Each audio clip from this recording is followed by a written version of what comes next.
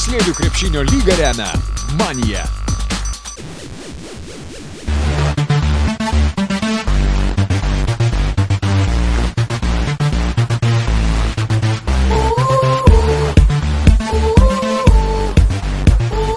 Penktadienio popietę Vilniaus Siemens arenoje praūžė Lietuvos moksleivių krepšinio lygos žvaigždžių diena, kurioje žiūrovų dėmesys priklausė net 300 Lietuvos jaunųjų talentų iš įvairių šalies regionų. Didžiausią ažiotažą sukėlė tritaškių ir Manija Oro karaliaus konkursai, bei svarbiausia akcentu tapusios rungtynės tarp rytų ir vakarų komandų žaidėjų, krepšinio pagrindus įgijusių Karūnos ir Pindik čempionatuose. 30 minučių ir 3 kėlinius trukusiose rungtynėse tarp įvairių amžiaus moksleivių vakarų komanda rezultatus 72-62 nugalėjo rytų krepšininkus. Tačiau saldžiomis Kraft Foods Lietuva dovanomis džiaugiasi abi komandos.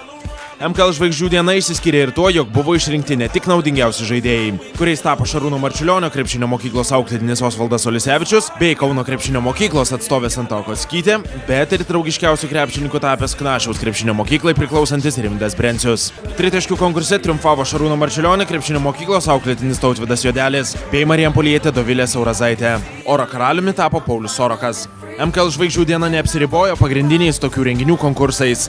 Šventėje dalyviai varžėsi bauduko, slalomo, karavano konkursuose, bei estafetėje visi už vieną, vienas už visus.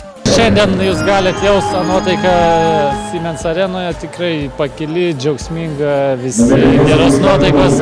Šios šventės kitokia nuotaika negali būti. Jeigu išrenkama į rinktinę rytų ar vakarų, tam tikra žvaigždutė, vadinama mažoji, jisai dar labiau turi stengtis ir į ateitį sportuoti. Tai sakysim, tokį kaip pavyzdį galiu pasakyti, jeigu toks jau kaip ir paliaupsintas Valančiūnas Jonas, jisai vis dėlto dar norėjo žaisti šitose rungtynėse, bet kadangi jis vakare nežais, bet jis čia dalyvauja, vaikšto yra. Tai tik tai iš šičia ateina visos rinktinės žvaigždės ir jaunučių žvaigždės, nes daugiau iš niekur negali ateiti. Iš Amerikos ar kitur atskris nebūna tokių variantų. Moksleivių krepšinio lygos žvaigždžių diena vyko jau 8. kartą per lygos istoriją.